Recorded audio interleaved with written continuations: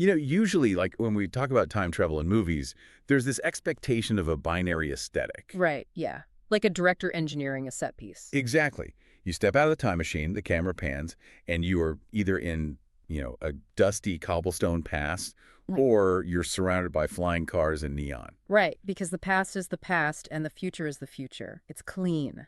Yeah, it's clean, it's categorized, and visually, it makes perfect sense to our brains. Well, we crave that separation, honestly. It's incredibly disconcerting for the human brain to process conflicting chronological visual cues in real time. Oh, for sure. Like we use architecture and urban design to basically tell us where we are in history. But then you step off a train in the greater Tokyo metropolitan area in, well, right now, May of 2026, and suddenly that chronological time machine is just entirely broken. It really is. It's totally shattered. Yeah. You're looking at a cultural and physical landscape that is, honestly, a beautiful, chaotic collision. A collision is the perfect word for it. And that chronological collision is exactly what you, the listener, are going to experience if you follow the itinerary we're unpacking today. Because we have pulled together a massive stack of sources for you today. We really have. We've got market research, travel trend reports, event schedules, architectural blueprints, and even YouTube demographic data. So much data. Right. And our mission for this deep dive is to map out the absolute ultimate May 2026 experience across Tokyo, Kanagawa, Chiba, Saitama, and Ibaraki. And, to understand what is happening on the ground for you as a traveler this month, we kind of have to look at the macro context of the last 18 months or so. Right, the 2025 hangover. Exactly. The year 2026 is currently being defined by this, seismic shift in Japanese tourism strategy. If you look at the data coming out of 2025, the entire country was essentially hyper-focused on the Osaka Expo. Which was huge. Massive. And that event acted as a massive funnel, drawing international and domestic crowds into these highly, highly concentrated areas.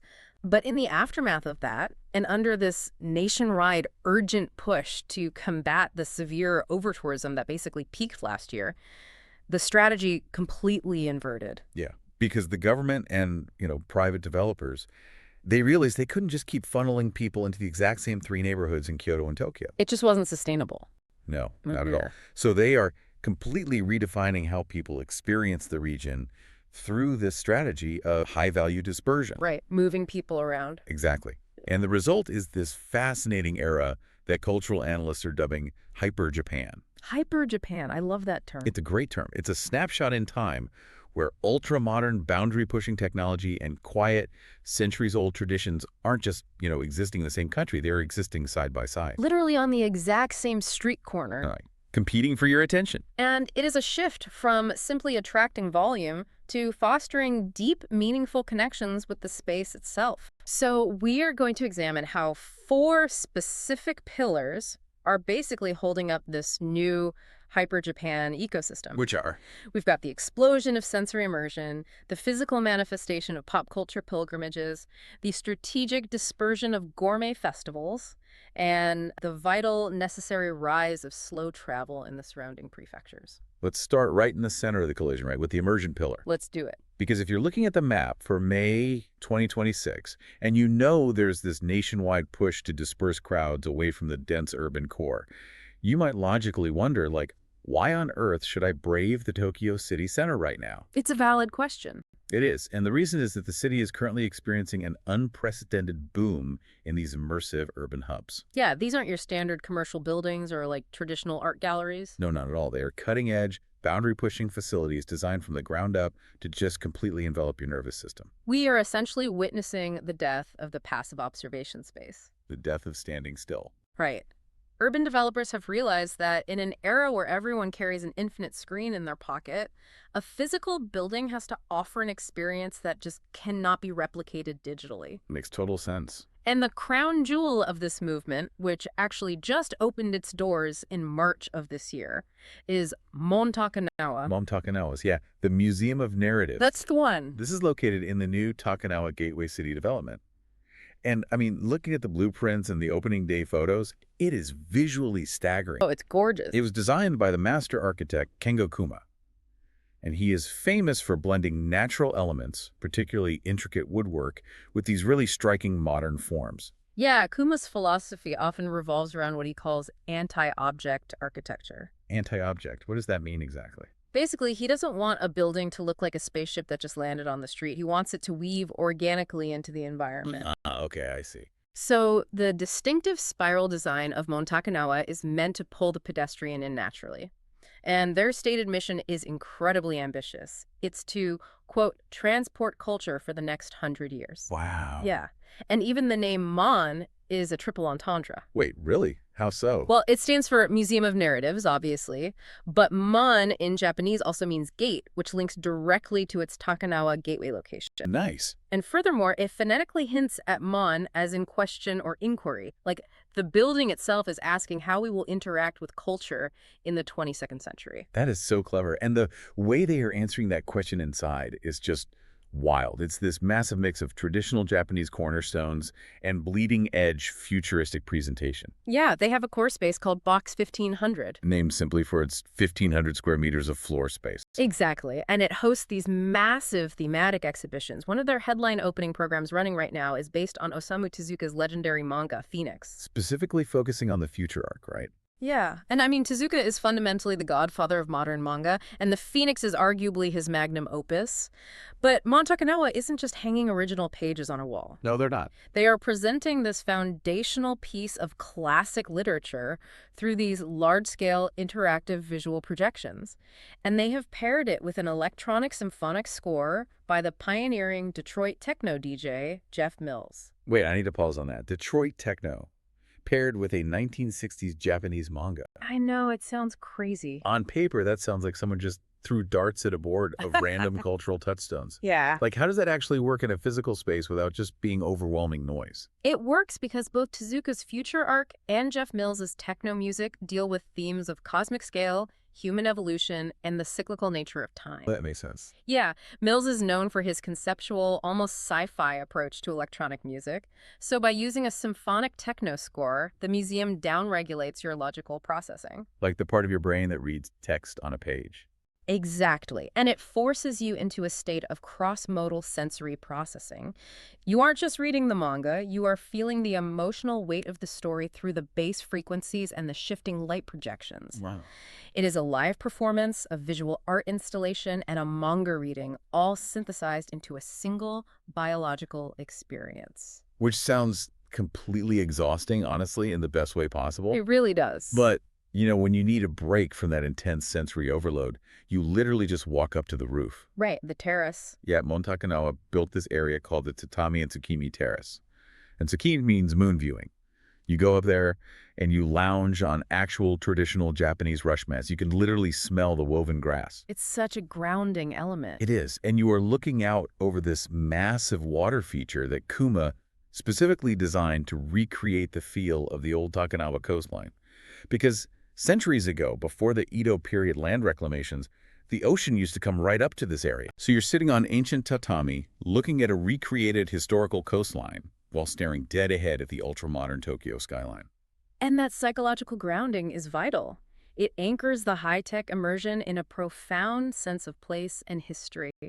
It totally prevents the museum from feeling like a generic black box that could just exist anywhere in the world. Exactly. But, you know, Mon Takanawa is catering to the high art philosophical crowd. If we look over in the Bayside area of Ariake, we see a completely different application of this immersive trend at the brand new Tokyo Dream Park. Yeah, Tokyo Dream Park. This one is fascinating from a business perspective because it's operated by TV Asahi. Right. This is a massive broadcasting corporation pivoting hard into physical real estate. Tokyo Dream Park is a 9-floor complex. It has restaurants, an atrium, a rooftop dream terrace, but the core of it is the entertainment venues. Yeah, they built the EX Theater Ariake. Right, which is a 1,500-seat venue boasting some incredibly specialized acoustic engineering. The documentation claims the design ensures that dialogue and lyrics are perfectly crisp from literally any seat in the house. And the acoustic engineering there relies on advanced, baffling, and material science that directs sound waves with surgical precision. Wow. Yeah, it completely eliminates the dead zones and echoes that plague traditional multi-purpose arenas. That's incredible. But as you noted, the business mechanics are what's truly interesting here. Broadcasters like TV Asahi are facing the exact same existential threat as everyone else in traditional media, which is the dominance of on-demand streaming. Right. Everyone is streaming now. So to survive, they are monetizing physical ticketed experiences based on their intellectual properties. Which perfectly explains what they just did in their Jason EX Studio 7. They hosted 100% Doraemon and Friends in Tokyo. Doraemon? Yeah, Doraemon is basically the Mickey Mouse of Japan. And this was advertised as the largest Doraemon event ever held. They had a 12-meter-long Doraemon balloon squeezed into the space. That's massive. It's huge. But looking at the buzz for May 2026, people aren't just talking about what's there now. The hype is entirely focused on what's coming next month. Right, in June. Yeah, in June, they are bringing in the Atelier de Lumière, the incredibly famous French immersive digital art theater. And the Atelier de Lumière is an absolute phenomenon. It drew over 1 million visitors annually in Paris by projecting classic works from artists like Van Gogh or Klimt across every inch of a massive industrial space. Completely enveloping the viewer. Exactly. And the fact that its Japanese debut is already dominating the cultural conversation in May really shows the sheer velocity of this market. The public is ravenous for this specific type of enveloping digital experience. And you cannot talk about immersive digital art in Tokyo without talking about the architects of this entire movement. TeamLab. TeamLab. They essentially wrote the playbook that everyone else is now copying. And in May 2026, they are still dominating the landscape. You have TeamLab Borderless at the new Zabudai Hills complex and TeamLab Planets over in Toyosu. Which, by the way, has been so insanely popular they had to extend its run all the way to 2027. Which is wild. But it is worth analyzing the mechanisms of their continued dominance, even as heavily funded competitors flood the market. Absolutely. We have this fascinating YouTube demographic research report in our sources that looked specifically at TeamLab trends for May 2026. Yeah. What did it say?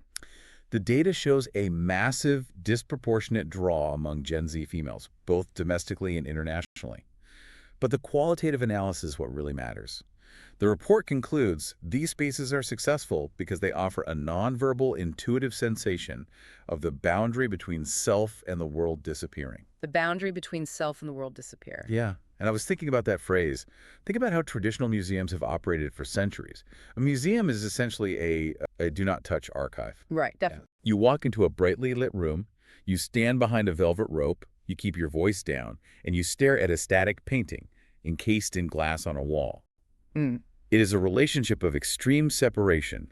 You are the observer. That is the observed. Right. But these TeamLab spaces, or the Jeff Mills Phoenix exhibit, it's like stepping directly inside the mind of the artist while the neurons are still firing. That's a great way to put it. Right.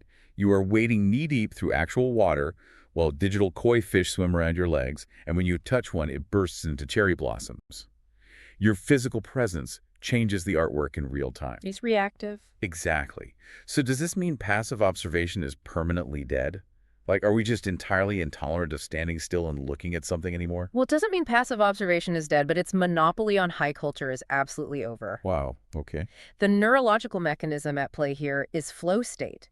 In a hyper-digital, screen-fatigued world, our brains are constantly processing fragmented, symbolic information like text messages, emails, social media feeds. It never stops.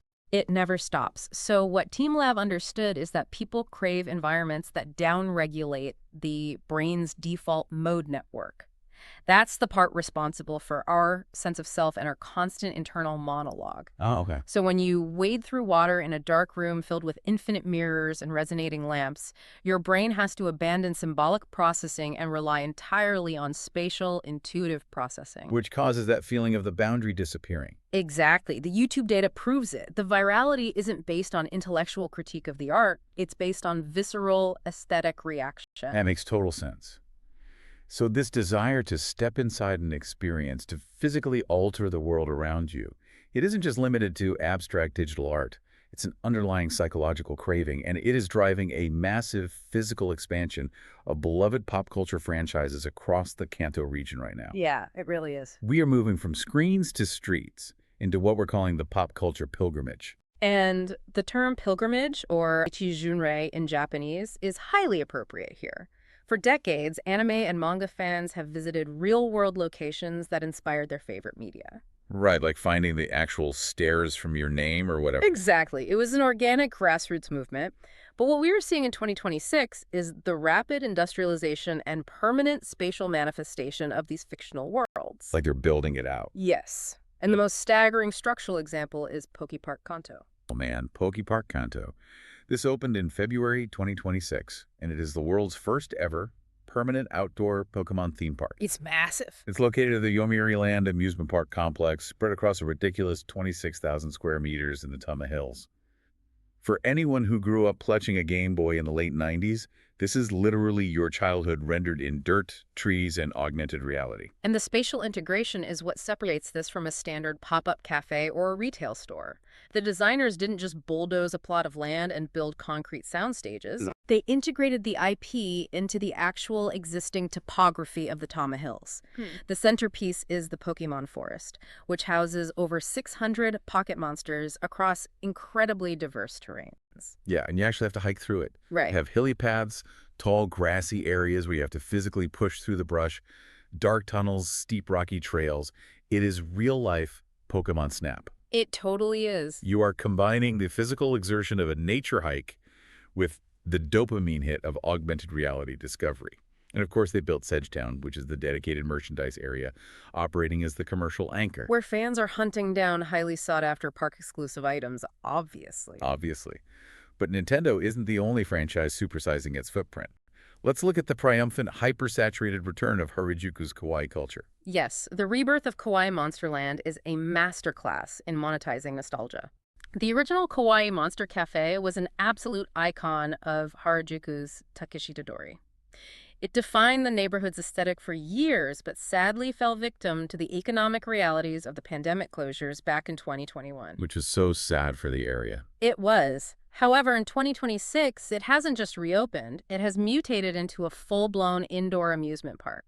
Yeah, I was looking at the notes on this new Kawaii Monsterland, and visually it looks completely overwhelming. I mean, who actually has the capital and the logistical infrastructure to scale a themed cafe up into a full indoor theme park in one of the most expensive real estate markets in the world? Well, it is a strategic joint venture between Jigo, which is one of the massive arcade and entertainment operators in Japan, and Sebastian Masuda. Masuda is fundamentally the godfather of modern kawaii culture. He's the artist who originally envisioned that hyper-colorful, slightly grotesque aesthetic. Oh, you're right. So Jigo provided the real estate and the operational logistics of running an amusement space, while Masuda provided the uncompromised artistic vision. And they really took the original concept and turned the volume up to 11. Yeah. We're talking neochromatic colors dripping from the ceiling, literal candy-shaped rides that you strap into, monstrous over-the-top food creations, and the return of the iconic live performances by the Monster Girls. It's a sensory explosion. It is. And frankly, it looks like it was engineered specifically to be the most Instagrammable or TikTokable location on the planet. And it was engineered precisely for that. Jigo recognized a dual demand. Yeah. There is intense domestic nostalgia for the pre-pandemic era of Harajuku, and simultaneously a massive inbound tourist demand for immersive physical spaces that look great on camera. Makes total sense. We see a similar, though slightly more theatrical strategy, targeting a different demographic with the Pretty Guardian Sailor Moon Shining Theater. Right, which opened in April 2026 at the Shinagawa Prince Hotel. Exactly. It's a permanent installation launching just ahead of the franchise's 35th anniversary next year. They're giving dedicated fans a permanent home base, a theatrical immersion into a world they've loved for decades. And theatrical immersion is the key phrase there. While permanent installations like Poke Park and the Sailor Moon Theater are booming, the true scale of this cultural shift is visible in the massive, fan-driven temporary gatherings happening this month. Like what? Well, on May 4th, Tokyo Big Sight, which is that iconic inverted pyramid convention center on the bay, hosts the 23rd Hakurei Shrine Reitaisai. This is the world's largest exclusive event for fans of the Touhou Project. Touhou Project is fascinating because it's essentially a massive indie game franchise that just spawned an infinite amount of fan-created music, art, and literature. Right. It's this huge subculture gathering where the fans themselves are the creators, selling independent works to tens of thousands of other fans. Right. But looking at all of this, Poke Park, Kawaii Monsterland, the Sailor Moon Theater, the Touhou Convention, I'm honestly struggling with the core motivation here. How so? Like, are people just bored? Have we monetized fandom to the point where media consumption is no longer enough? I see what you mean. Yeah, like watching the anime or playing the game in your living room used to be the end of the transaction. Yeah. Now it feels like fans fundamentally require a physical, spatial pilgrimage site to validate their fandom. Well, it isn't about boredom, it is about social identity theory. Okay, unpack that. Humans are inherently social creatures who have historically used physical totems and shared spaces, like a town square, a church, or a local pub, to build community. In our current era, media is entirely digitized. It streams constantly and silently into our private devices. Right. You can watch a show at the exact same time as a million other people, but you are physically alone in your bedroom. Therefore, the shared physical experience becomes a premium, vital commodity. Oh, that makes a lot of sense. A physical pilgrimage site, whether that's a recreated Pokémon forest or a convention center full of fan art, validates the reality of the fictional world. But more importantly, it validates the community itself. It transforms a solitary digital viewing experience into a collective physical cultural identity. You go to these places to prove to yourself that your tribe actually exists in the real world. Wow, it's physical proof of a digital community. Exactly. But the reality of seeking out that physical proof, whether you're hiking up a rocky trail to find a digital Charizard, or navigating a neon candy ride in Harajuku, or walking the massive floors of Tokyo, a big site, is that it is physically exhausting. It really is. And it naturally works up a massive appetite. And that reality is exactly what is forcing event organizers to completely rethink how they feed these crowds during Golden Week. Which brings us to our third pillar. Yes, dispersed gatherings and how the massive food festivals of May 2026 are evolving. So, to contextualize this, we really have to look at the logistics of Golden Week. Spanning late April through early May, it is historically Japan's busiest domestic travel period. It's packed. In previous decades, organizing a major food festival during this time would create intense, almost unmanageable bottlenecks in central Tokyo. You would have tens of thousands of people just crushing into a single park. Yeah, unfun. But the urban planning strategy for 2026 is entirely focused on dispersion. Event organizers and local governments have strategically spread massive gourmet events across Tokyo, Saitama, and Kanagawa simultaneously. Yeah, I was looking at the festival map, and it honestly reminds me of like load balancing a server network. That's a great analogy. Right. Like Yeah. if you just send all the traffic to one central Tokyo server, it completely crashes. So the organizers have set up Saitama and Kanagawa as these massive overflow nodes to handle the bandwidth of millions of hungry tourists. Exactly. And the perfect example of this load balancing is the meat festival phenomena. It is literally everywhere this month, Well, but the specific programming is tailored to the demographic of each node. precisely. Let's look at the primary node, Tokyo. Down in the Bayside area of Odaiba, you have Niku Phase 2026 Tokyo. Niku, meaning meat. Right. This is a behemoth operation. It's a 12-day event, completely cashless to speed up transaction times and highly competitive. The centerpiece is the Steak King Championship. Wow. You have top-tier chefs from all over the country battling for a culinary crown, utilizing premium Wagyu beef. It is designed for maximum throughput and high-end spectacle. But look at how the exact same concept shifts just a bit north when you hit the Saitama node. At the Saitama Super Arena's Kiyaki Hiroba, they are hosting the Meet Saitama 2026. Right. The organizers there aren't pushing a cutthroat chef competition. Their stated concept is deeply sociological. They say, meat connects people. They're explicitly marketing the event as a catalyst for conversation. Because they recognize that the suburban demographic attending in Saitama is looking for duration, not just transaction. They want a place to spend the entire afternoon. Right, which is why they added a zone called the Challenge. You aren't just standing at a high-top table eating incredible Wagyu. You are engaging in sports challenges, participating in games, and listening to curated music activities right alongside your meal. It's active, not passive. Exactly. And then if you look at the southern node in Kanagawa, the Meat Festival 2026 in Todoroki Ryokuchi in Kawasaki, they've tailored it heavily toward young families. So interesting. Yeah, they kept the core product of premium meat, but they added dance contests, local DJ sets, and a massive, dedicated kids' inflatable area. It is masterful crowd management disguised as localized entertainment. It really is a highly sophisticated approach to urban flow. And we see a very similar evolutionary leap with the traditional Spring Oktoberfest events happening right now. Oh man, the Spring Oktoberfests are iconic. You have the Odaiba location and the one in Shiba Park. Shiba Park is amazing because you're drinking imported German beer and eating sausages right under the glowing orange steel of the Tokyo Tower. A great vibe. It is. But the fascinating addition for 2026, the thing that really caught my eye in the event blueprints, is what they are calling the German board game area. Yes, and the intent behind that specific addition is a brilliant piece of social engineering. The organizers noted in their press materials that they wanted to break the image of Oktoberfest as just a place for adults to drink alcohol.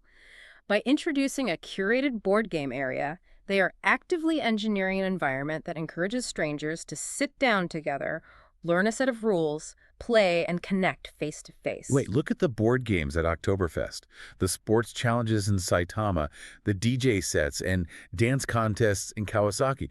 Are people even going to these things for the Wagyu and the craft beer anymore? Well, It feels like the food is just a marketing gimmick. Like they are using premium meat as bait to get people to hang out together because we've completely lost the analog village square in modern city living. it might look like a gimmick on the surface, but historically, food has always been the necessary anchor for community spaces. Yeah. In dense, hyper-modern urban environments, spontaneous community spaces simply do not exist organically. Real estate is too expensive. You have to manufacture the village square. Wow, manufacture the village square. Yeah. These festivals use the universal, undeniable appeal of high-quality food, like the promise of A5 Wagyu, or a rare craft beer, as the gravitational pull. But once the attendee is physically inside the space, the board games, the music, and the sports challenges foster the actual goal, which is communal connection and shared experience. It's community by stealth. Exactly. We come for the steak, but we stay for the conversation over a German board game. Mhm. And they're pushing this concept further down the coast, too. You have the Basegate Yokohama Kanai opening up as a new hub right by the stadium. Right. And down in Yokosuka at Umikaze Park, they're hosting the early summer festa. Imagine the vibe. You have 20 different craft beers, local food, live music, all situated right on the water with massive ocean views. It is the perfect modern village square. It really sounds perfect. But, while board games and Wagyu battles represent a sort of manufactured modern community hub, Tokyo's actual centuries-old traditions are thriving right now, precisely because they offer a grounding contrast to all this modern social engineering and high-tech boom. Absolutely. Which brings us to our fourth pillar, the timeless Hyper-Japan, focusing on traditional May festivals and high culture. Because to truly appreciate the texture of 2026 Tokyo, you cannot solely look at the new developments. The power of the Hyper-Japan aesthetic lies entirely in its friction. It's friction. Yes. It is the raw juxtaposition of the ancient and the avant-garde. If you only experience the neon and the immersive digital art, you are only getting half the story. There is no better representation of this necessary friction than the Kandamatsuri. Oh, the Kandamatsuri is massive. It runs from May 8th to the 15th, and it is officially ranked as one of Japan's top 3 festivals. It's incredible to see. The absolute visual anchor of this event is the Shinko Festival Parade. You have hundreds of participants donning authentic 1,000-year-old Hansen period costumes. They are carrying these massive, incredibly ornate, heavy, portable shrines called mikoshi. Right. And they are carrying them through the ultra-modern glass and steel, skyscraper-lined streets of Kanda and Nihonbashi, which is basically the financial heart of the city. And the psychological impact of that visual friction cannot be overstated. You have the crisp, mirrored glass facades of 21st century corporate headquarters reflecting a procession of Shinto priests, musicians, and shrine bearers dressed exactly as they would have been a millennium ago. Wow. The chanting literally echoes off the concrete. It forces the observer to confront the continuum of time. These traditions aren't museum pieces locked behind glass. They are living, breathing entities. Right, they're active. The local businesses in those skyscrapers actively fund the festival because purifying the district is seen as essential for prosperity. The ancient is actively asserting its relevance in the modern metropolis. It's profound, really. You can feel the weight of history in the air. And that continuum extends to the classical arts and sports happening this month as well. Yes, May is a massive month for sumo. It is. The May Grand Sumo Tournament takes place at the Ryogoku Kubikan. It's the national sport, and if you have never experienced the sheer physical power, the salt throwing, and the intense Shinto ritual of a live bout, it's completely absorbing. Absolutely. And similarly, the Meiji Shrine Spring Festival occurs in early May. What makes this event particularly noteworthy for a visitor trying to grasp Hyper Japan is the rare opportunity to watch classical Noen and Kyogen theatrical performances outdoors. Outdoors! Yeah, they construct a special stage right in front of the main shrine. Wow. And for those who might not know, Kyogen is a form of traditional comedic theater, very expressive, while No is this deeply stylized, almost hypnotic musical drama where the actors wear these intricate wooden masks. Exactly. And experiencing these slow, deliberate ancient art forms while surrounded by the dense, sacred, old-growth forest of the Meiji Shrine, which, by the way, sits literally right next to the hyper-stimulated teen fashion district of Harajuku. Which is such a crazy contrast. It really is. And it provides an incredible psychological reset. The pacing of No forces your brain to slow down to a pre-industrial rhythm. But the timeline of Tokyo doesn't just jump cleanly from 1,000 years ago to the future. Sometimes the old and new are actively blended together into something entirely new. We see this exact alchemy with the art aquarium exhibitions. The art aquarium is a perfect synthesis of tradition and modernization. The core concept is based on the Edo period culture of goldfish appreciation. Okay, goldfish appreciation. Yeah, centuries ago, before air conditioning, watching goldfish swim in water was a popular summer pastime to psychologically cool down. That's fascinating. Right, and the art aquarium takes that delicate historical pastime and elevates it using modern spatial design, complex light projection, curated scent design, and ambient rhythmic soundscapes. And they have a permanent spot in Ginza that connects nicely with the local Satsuki Festival. But what's incredibly notable for May 2026 is that a brand new art aquarium exhibition is hitting the Saitama Super Arena for the very first time. Right. They are scaling up this delicate, quiet, traditional art form to arena-sized proportions. Like, how do you even do that?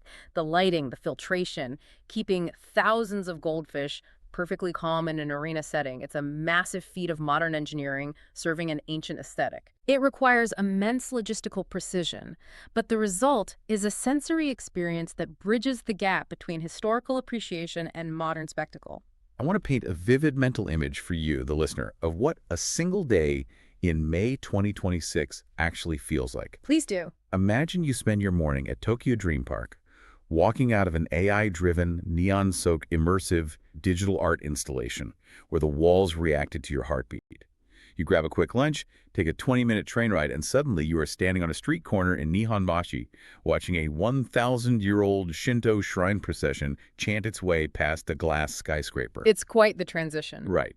That exact friction, that immediate, undeniable whiplash between the futuristic and the ancient, is what makes the 2026 Tokyo experience completely unreplicable anywhere else in the world. It is the defining, exhilarating characteristic of the era. However, we must acknowledge the biological toll of that whiplash. For sure. Maintaining that pace, bouncing continuously between high-tech immersion and intense, crowded traditional festivals, it can be incredibly taxing on the central nervous system. It's a lot. The sensory load is immense, which is why the final piece of our 2026 travel puzzle addresses the fundamental human need to decompress. Which brings us to a very practical question. What if you want to completely avoid the dense Golden Week crowds? What if the friction is just too much and your brain just says, enough? It happens to everyone. It does. That leads us to our final pillar, escaping the concrete and the massive necessary rise of slow travel in the neighboring prefectures of Ibaraki and Chiba. If you analyze the 2026 travel trend reports, there is a pronounced, measurable shift in consumer behavior. The intense national conversation around over-tourism in 2025 didn't just change government policy, it changed traveler psychology. Makes sense. People want to avoid the chaos. Exactly. There is a huge surging demand for regional slow travel.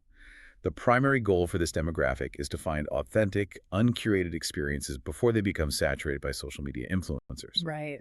And geographically, Chiba and Ibaraki are perfectly positioned to provide this, offering a stark, quiet contrast to Tokyo's overwhelming density. Let's start by looking east toward the Chiba nature immersion. We talked extensively earlier about TeamLab and their massive indoor facilities in the center of the city. But out in Chiba, they're doing something totally different with the TeamLab Euro Valley exhibition. The Euro Valley exhibit is brilliant. It is. This is about taking their high-tech digital art and placing it seamlessly into a raw, unpredictable open-air forest environment at night. It completely inverts the Azabudai Hills experience. In Tokyo, TeamLab controls every single variable: the lighting, the temperature, the humidity, the flow of foot traffic. It is a sterile canvas. Totally controlled. But in the Yoro Valley, the canvas is the chaotic natural world. The digital light projections use environmental sensors to react to the sway of ancient trees, the changing flow rate of the living river, and the ambient sounds of the forest insects. That sounds incredible. It really appeals strongly to the specific demographic seeking a quiet environment for deep experience. Furthermore, Chiba is actively leaning into open space community events to draw people out of the city. They are hosting things like the Family Festival in Chibaport Park. They are specifically prioritizing vast physical space, ocean breezes, and relaxed experiential activities over dense, frantic urban stimulation. Exactly. But the real revelation in 2026 seems to be Ibaraki, just to the northeast. It's being touted everywhere in the travel press as Japan's best-kept slow travel secret. And what's crazy is that it's literally just an hour from Tokyo by express train.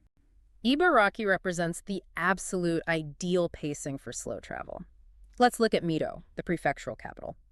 Unlike Tokyo, it doesn't bombard you with stimuli the second you step off the train. It rewards curiosity and patience. Okay, give me an example. Well, you can wander the historic Kairakuin Gardens, which is officially designated as one of Japan's 3 great gardens. It was built centuries ago with the specific philosophy that it should be open to the common people, not just the ruling lords. Which perfectly fits the modern ethos of accessible slow travel. But they aren't just relying on historical gardens. They are carefully injecting quiet modern culture into the area to attract the 2026 traveler. In February of this year, they opened the brand new Quell Art Museum at the Tetsu Art Plaza. Yes. And by this spring, the Senba Park Lakeside development is fully operational. They built high-end saunas and local craft breweries right on the edge of the water. The combination is highly intentional. You engage your mind at the art museum, you regulate your body in the sauna, and you socialize quietly over a local beverage while staring at a still body of water. It sounds heavenly, honestly. And if you have the time to go even further north up the coast to Kita Ibaraki, the focus shifts almost entirely toward pure mindfulness. Mindfulness is the key there. Yeah, it's about taking the time to walk the rugged coastline, breathing in the salt air, and experiencing traditional tea culture at the newly renovated Rakakudo Ocean Pavilion. I've seen pictures of that. It's gorgeous. Yeah. This is a historic, 6-sided wooden structure perched right on the edge of the cliffs, looking out over the vast expanse of the Pacific Ocean. It was originally built as a quiet retreat for an influential art scholar, and sitting there sipping matcha feels like the ultimate antidote to the neon of Tokyo. If we analyze this trend psychologically, escaping to these quieter regions isn't just a logistical tactic to avoid long lines during Golden Week. It fulfills a fundamental psychological need. Right. In a hyper-stimulated world where Tokyo constantly demands your immediate attention with infinite screens, heavy crowds, and immersive tech, places like Ibaraki offer an uncurated reality. An uncurated reality. Yes. It allows the traveler's nervous system to decompress, to physically lower their cortisol levels, and to process the intense cultural inputs they've absorbed over the past few days. I love that idea of processing the inputs. Think of it this way. If Tokyo in May is a $200 million summer blockbuster movie playing at maximum volume in an IMAX theater, Ibaraki and Chiba are the quiet acoustic tracks you listen to on the dark drive home to process what you just saw. Oh, that's a perfect analogy. You need the quiet to appreciate the loud. You need the empty space to understand the density. They are the essential counterweights that balance the Hyper-Japan equation. Without the quiet of Ibaraki, the volume of Tokyo becomes deafening. And what a complex, fascinating equation it is. As we wrap up this deep dive, let's briefly recap the incredible diversity of the May 2026 Tokyo metropolitan area we've mapped out for you today. We covered a lot of ground. We really did. We've explored a region where you can spend your morning hunting for cutting-edge, boundary-dissolving digital immersion inside a Kengo-kuma architectural masterpiece. You can spend your afternoon battling it out for the best Wagyu at a dispersed community meat festival, or physically hiking through the Tama Hills to hunt augmented reality Pokémon. You can spend your evening walking alongside a 1,000-year-old Han-era parade in the corporate canyons of Kanda. And you can spend your weekend finding absolute, quiet peace in an Ibaraki cliffside tea house. The region offers a perfectly balanced, though constantly shifting ecosystem of the hypermodern and the deeply ancient. It is a cultural landscape that fundamentally demands your active participation, whether you are physically altering the flow of AI art with your footsteps or sitting completely still, practicing mindfulness in a traditional garden. Which brings me to a final thought I want to leave you with, something to mull over as you plan your trip. Let's hear it. We didn't touch on this heavily, but in late 2026, the government is planning a major logistical shift to a new tax-free refund system located exclusively at the airports, removing the tax-free transaction process from individual stores. Right, I saw that. On the surface, it's just a way to reduce lines and friction at the register. But think about what that means philosophically. The government is actively removing the friction of transactional tourism from the physical spaces of the city. That's a fascinating way to look at it. As that friction disappears, and as AI, digital art, and physical theme parks increasingly learn to adapt to and interact with our physical presence in real time, the nature of our presence changes. The art changes when you walk through it. The music reacts to your heart rate. The city shifts around your movement. Right. So as we move further into this era of hyper-Japan, I want you to ponder this. Are we still tourists, passively observing a static destination? Or, by stepping into these immersive spaces and permanently altering the digital and physical landscapes with our presence, are we fast becoming active co-creators of the very spaces we visit? A fascinating, essential question for the future of travel. As the boundary between the observer and the observed disappears, our responsibility to the space inevitably grows. Indeed it does. It seems that when you step off the train in Tokyo in 2026, the time machine isn't broken at all. You haven't stepped into the past or the future. You've just stepped into a completely new dimension that you are helping to build. Thanks for joining us on this deep dive. Keep exploring, keep questioning, and we'll see you out.